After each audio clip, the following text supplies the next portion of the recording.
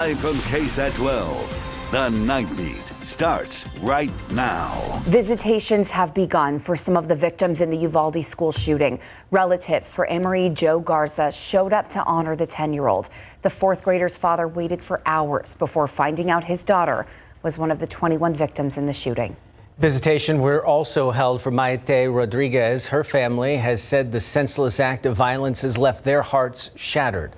They tell KSAT the Robb Elementary student had a dream of attending Texas A&M University to study marine biology. Funerals for the victims are expected to continue throughout the week. Flower shops are helping with the funerals, making arrangements for families. Now they're receiving flower donations and support from across the country. As the night team's Lee Waldman shows us, it's just part of the support Uvalde is getting. When a child comes into this world, we send flowers to the mother to the hospital. Okay, their first birthday, they come and buy balloons and flowers for their first birthday. Then it's pre-K graduation. Flowers for all occasions, even the unimaginable. This is not going to go away in just a few days. It's going to take months and years. For almost a week, Yolanda Moreno's shop has been busy. Orders coming in from all over. They all collected their monies from a senior apartment living area in Connecticut. So is the help. Some ladies that dealt with the El Paso Walmart shooting, they're coming to help us. They know what the healing process is going to be. People everywhere desperate to do something, even when they feel helpless. How does the city reel back from this? And I think it's with everybody trying to help and console them and share their love in any way that they can. Belinda Benavides made these 21 crosses placed at Uvalde city limits. She hopes it provides some amount of comfort. This was something, a visual impact that I could do and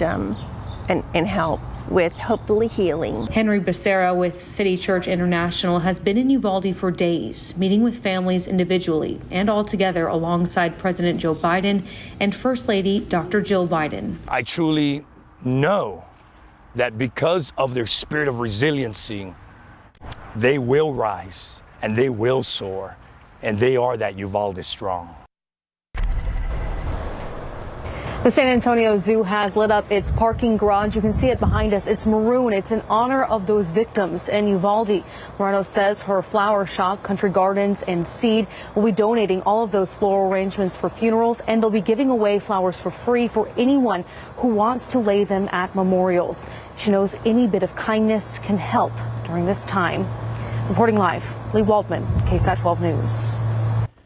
Thank you, Lee. San Antonio's Archbishop Gustavo Garcia Sierra opened up today about a special mass held in Uvalde yesterday. He says he was also invited to attend the meeting between families and the president and first lady. The Archbishop says the families were able to speak with the president on a personal level and recalls a special moment between a father and the president. The father of the girl who passed away just went back to the president and the first lady and said, "Could you watch this video? It's a short video of my daughter."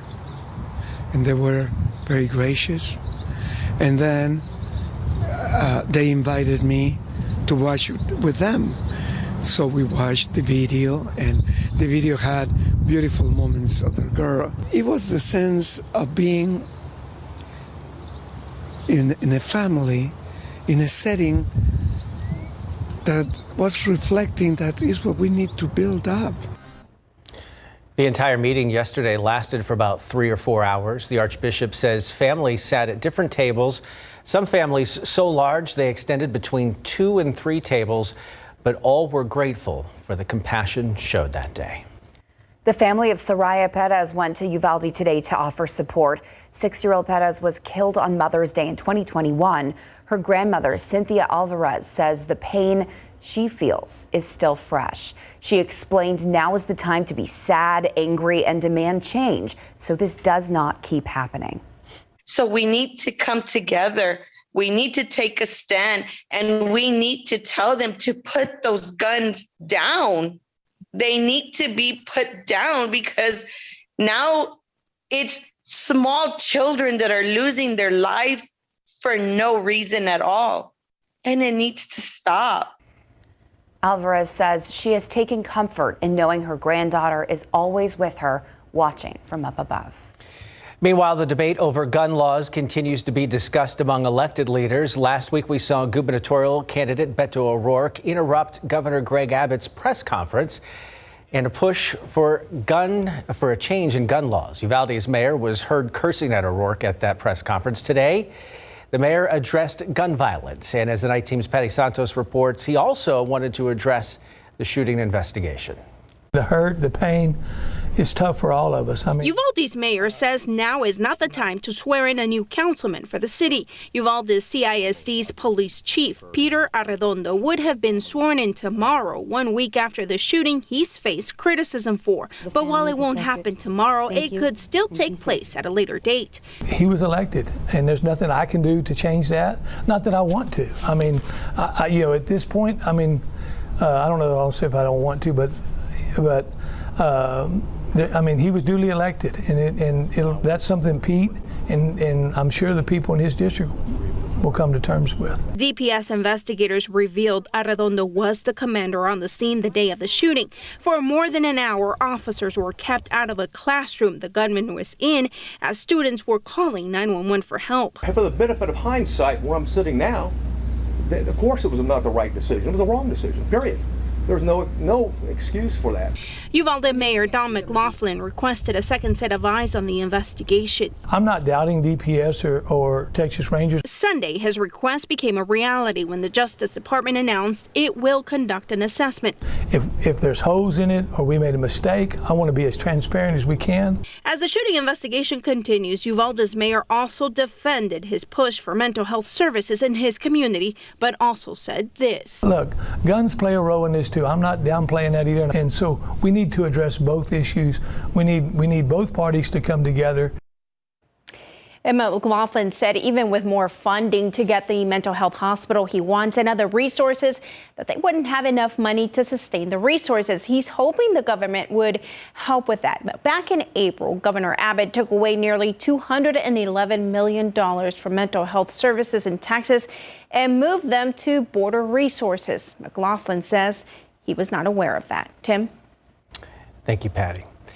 The weapon used in Tuesday's shooting is a semi-automatic rifle. DPS investigators say about 100 rounds were fired in just the first few moments of that gunman entering the school. In Texas, people as young as 18 years old can purchase the long gun, and it's part of the growing debate on gun laws. Just days after the school shooting, Texas Senator Ted Cruz took the stage at the National Rifle Association's annual conference in Houston. Cruz and Texas Senator John Cornyn are part of the 100-person body that didn't take up a single piece of major gun violence prevention legislation all last year and so far this year. Today, Cornyn said a framework could be in place as soon as Tuesday on how the Senate will move forward on that debate. This is a sign to us that we need to do a lot more than we have done in the past. Now, in the U.S. House of Representatives, San Antonio's congressional delegation was split last year on a pair of gun bills to bolster background checks. House Bill 8 received yay votes from Democratic Representatives Joaquin Castro and Lloyd Doggett. Republican Representatives Chip Roy and Tony Gonzalez voted nay. Gonzalez explained on Twitter the day he voted down the measures, calling them gun grabs from the far left. Well, many people in San Antonio continue to offer their support to neighboring Uvalde. One woman is making sure the children and their words are not forgotten. Mary Moreno placed cardboard cutouts of the children in her front yard, each with a powerful quote. To the children, I would tell them, you did not die in vain. You had nothing to do with this, but you did not die in vain. Moreno hopes the words of the victims and words from other young kids who are scared to go to school will be enough to inspire change. And San Antonio's food bank is doing what they can to feed social workers and counselors who are helping victims at the Civic Center in Uvalde. The food bank is welcoming volunteers to help build care packages for the Uvalde community and write cards to the families impacted. That will be happening on Monday, June 6th at the food bank. There are 3 shifts, morning, afternoon, and evening. You can learn more on the San Antonio Food Bank's website. Over the last several days, we have seen so many different people step in to help in so many different ways. In addition to giving blood, people can also donate to the official fund set up to help the families of the school shooting victims. We have those official funds listed on KSAT.com. Just click on this article. Still ahead on the Nightbeat, a Bexar County deputy arrested. The operation uncovered after a single phone call. That's coming up. And a first since the pandemic began, the return of a Memorial Day tradition right here in Military City, USA. It's next on the Nightbeat.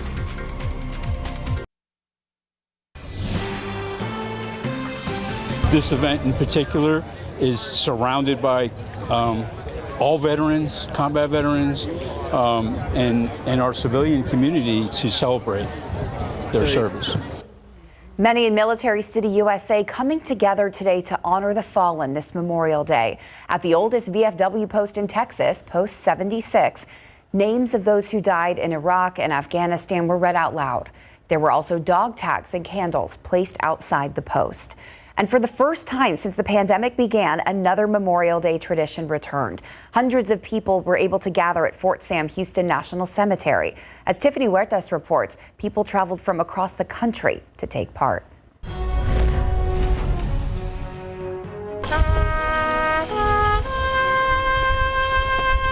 A day to honor and remember the fallen heroes who died while serving in the U.S. Armed Forces.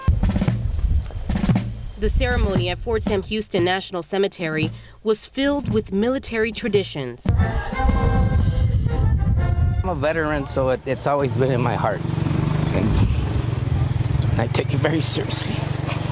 And I come every year. Since I've been out, I come every year and visit my uncle. And I just appreciate for what they did for us, the fallen soldiers, and I think it's very important that we honor them. Due to COVID-19, the public ceremony was last held in 2019. Memorial Day is not just for veterans who may have fallen during the war, but also those who may have been wounded during the war, but survived for another 2 years, and then they were interred here in the cemetery. Because the first time we did this was back in 2010, and we read the names of over 76,000 veterans. During this morning's ceremony, they also remembered the 21 lives lost in Uvalde. I just wanted to take a moment to acknowledge that, and I know it's in the minds and the hearts of many of you this morning, as it is in my heart and in my mind. Also back this year, the tradition of placing flags at each grave. Volunteers with the nonprofit Flags for Fallen Vets placed them yesterday. I'm fortunate enough to be able to go see my father and one of my younger brothers. They're buried here, the same gravestone with my mother. Tiffany Huertas, KSAT 12 News. Now for a look at your headlines in your Nightbeat News Flash. A Bexar County Sheriff's deputy has lost his job and is now facing some serious charges. 21-year-old Colby Counts Ramirez was arrested after allegedly attempting to smuggle marijuana into the Bexar County jail. Investigators say they learned about the operation after an inmate was heard speaking in code during a phone call. Marijuana and synthetic marijuana was found in Counts Ramirez's car parked outside of the jail. You've probably heard about the FDA's investigation into a possible link between a batch of strawberries and a hepatitis A outbreak.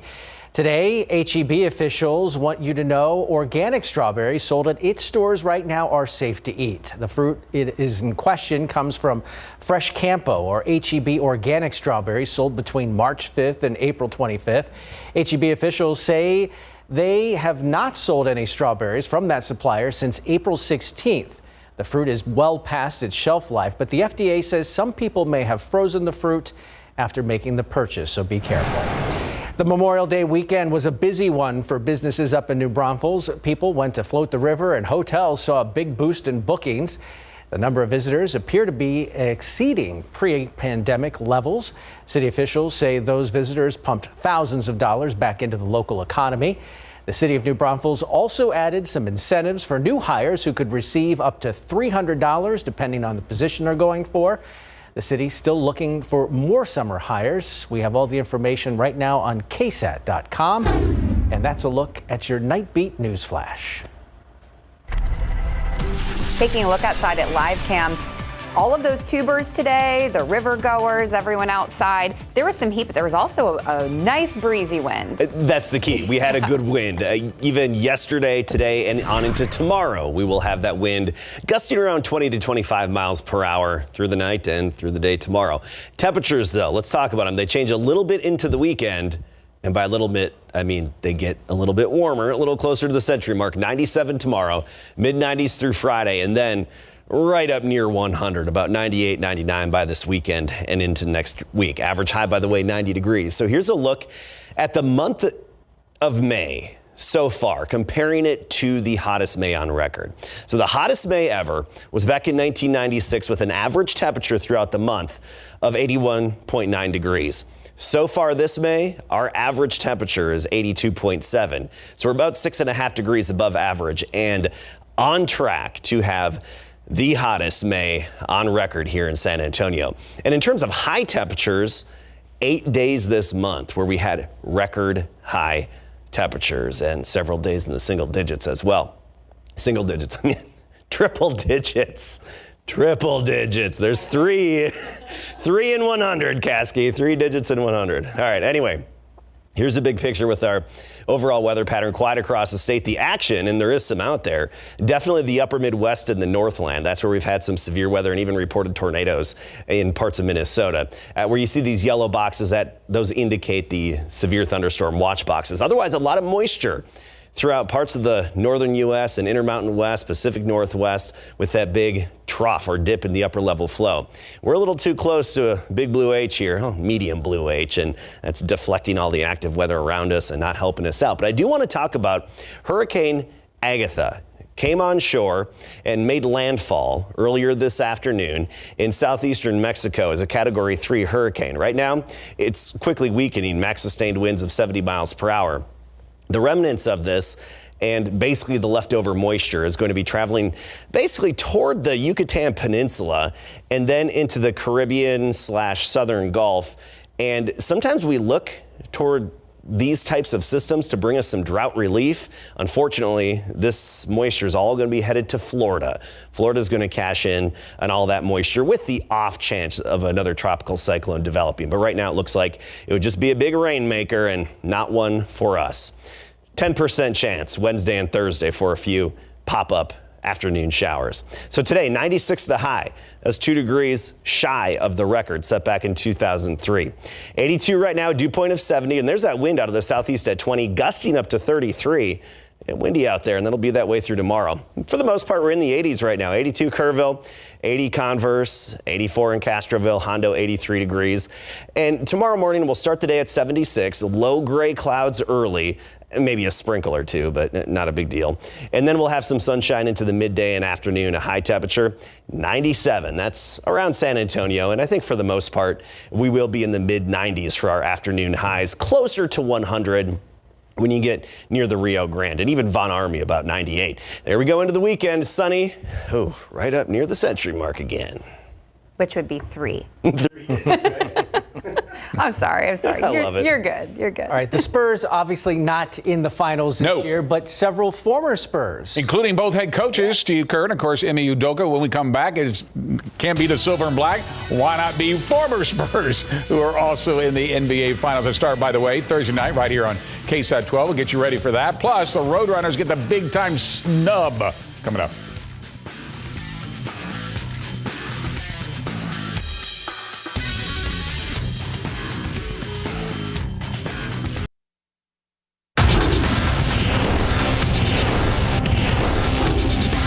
Into Sean Elliott. He fires the 3 and hits it! His 6th of the game! What a shot! Bob, it looked like he was going to step out of bounds. He caught it and tight-roped the sideline. What a shot! It never gets old. The Memorial Day miracle delivered by Spurs legend Sean Elliott in Game 2 of the Western Conference Finals against the Portland Trail Blazers on May 31st, 1999, leading to their first ever NBA championship in big board sports. I Love that. Congratulations to former Spurs Derek White, Amy Udoka, and Will Hardy. They're headed to the NBA Finals after Boston beat Miami in Game 7 of the Eastern Conference Finals. White gets the party started by knocking down the corner three after one. The Celtics are up 32-17. Miami heats up in the second quarter thanks to Jimmy Butler. He pulls up for the three as Miami outscores the Celtics in the second quarter 32-23. Make it a 6-point game of the half, 55-49. Now in the fourth, we thought Boston had put it away after Jason Tatum gives the Celtics a 10-point lead. But Miami puts together an 11-0 run, capped off by this three-pointer from Max Strus. Now it's a 2-point game with under a minute to play. Following his Celtics miss, Butler brings the ball up the court with a chance to tie or take the lead, but is off, and the Celtics hold on for the 100-96 victory. Feeling good. It's been a long road, obviously, throughout this season. Feels like it was always meant to be this way. Difficult, obviously, 2 Game 7s in the last 2 series, and shows what I said about our group, that we fought through a lot of adversity this year, a resilient group, and tonight seemed to kind of typify our season. And had a 17-point lead. We led start to finish, so that was good. We got off to a good start, but can't ever quite slam the door, but have to grind it out. And bottom line is if we hold somebody in the 90s, we feel good about ourselves, so this is a typical Celtics win. All right, and the NBA Finals start live here on KSAT 12 starting on Thursday at 8 o'clock against Golden State in San Francisco, followed by Game 2, and then it all moves to Boston for Games 3 and 4 starting on Wednesday at 8 p.m. the following Wednesday, by the way. The UTSA Roadrunners got some bad news today. Despite winning 38 games this season, including 11 victories over ranked opponents, UTSA was left out of the 64-team field in the NCAA tournament. And to make matters worse, they were not even in the top 4 of the teams left out. The team gathered today at the race facility on campus for the selection show after missing out the Conference USA title yesterday with a 9-8 loss to Louisiana Tech, where they found out they would not make it after Saturday's dominant victory over number 14 Southern Mississippi. Head coach Pat Hallmark was asked if he felt his team had done enough to be selected. Yeah, sure. No doubt. I mean, look who we're beating. It's the best. I mean, it's an unbelievable team. We come into their place and beat them twice. Look at everybody else we beat. We beat Stanford, TCU. We beat everybody that they put in front of us. So, yes, no doubt. All right, meantime, Texas State Bobcats, who won the Sun Belt Conference title, received a bid to play in the Stanford Regional today. That's where they'll face the University of California, Santa Barbara on Friday at 8 p.m.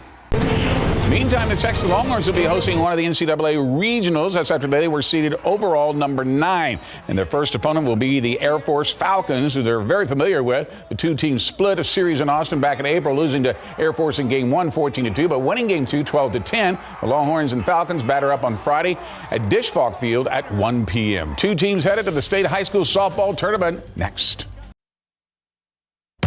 The state softball field has been set. The O'Connor Panthers will return to Red and Charlene McCombs Field in Austin for the 6th time in program history. And for the first time since 2012, the Panthers swept Weslaco in the UIL Class 6A regional final over the weekend, 5-1 and 7-6. They punched their tickets to the state thanks to a clutch double play that ended a 7th-inning Weslaco rally. O'Connor has yet to lose a playoff game this season. They have outscored their opponents 68-19. So 30-1, O'Connor will face El Paso Americas, the Class 6A state semifinals this Friday at 4 p.m. The Trailblazers are 33-6. And in the Class 1A, D'Hanis returns to the state semifinals for the 4th time in the last 5 years. They will face Dodge City on Tuesday at 1 p.m. This is a rematch of last year's state title game. Into Sean Elliott. He fires the 3 and hits it! His 6th of the game! What a shot! It's almost 23 years ago to the day when Sean Elliott hit the biggest shot in franchise history when he delivered the Memorial Day miracle in Game 2 of the Western Conference Finals against the Portland Trailblazers to help propel the Spurs to the first of 5 NBA titles. And what made the shot so remarkable, had Sean not lifted his heels off the floor, watch this, he would have been out of bounds. So hold on for just a second here. When they go to the replay, it is amazing. Watch his heels. He's on his tippy toes. Had he not been on his toes, he would have been out of bounds and wouldn't have counted. That's what makes that shot so amazing to me. That close. Very close. Thank you, Greg. You got it. We'll be right back. That does it for the Night Beat. Don't forget, Good Morning San Antonio starts tomorrow bright and early at 4:30. Good night.